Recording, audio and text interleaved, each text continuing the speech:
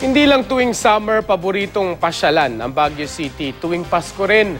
Dinadagsa ito dahil sa malamig na panahon at kabi-kabilang Christmas activities. Live mula sa Baguio City, makibalita tayo kay Hazel Kawaing ng GMA Dagupan. Hazel.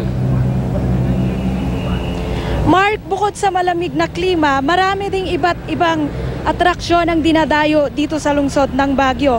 Kahapon, formal nang inumpisahan ang month-long Christmas activities dito sa lungsod.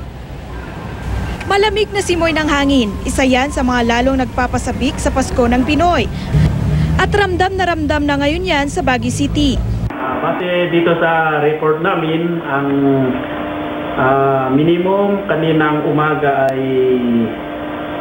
nasa 14.5, pero kahapon ang minimum ay 13.0.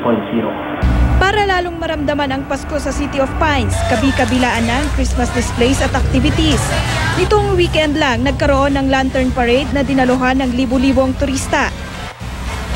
Ibinida sa parada ang iba't ibang disenyo ng parol tulad ng jellyfish lantern at higanting parol na hugis tao.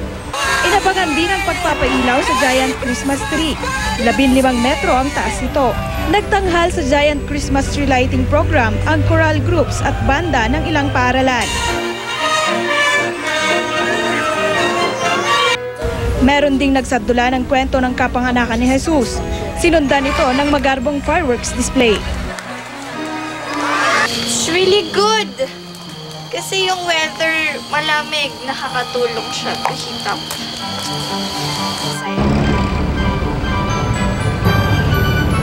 Mark, ngayong araw nakapagtala ng 14 degrees Celsius ang Pag-asa. Ayon sa kanila, normal lang naman daw ito. Samantala, nakapagtala din ang PHIVOLCS ng 3.4 magnitude na mild shake dito sa Baguio, Benguet.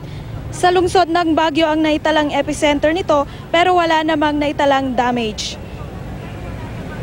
Maraming salamat sa iyo, Hazel Kawaing.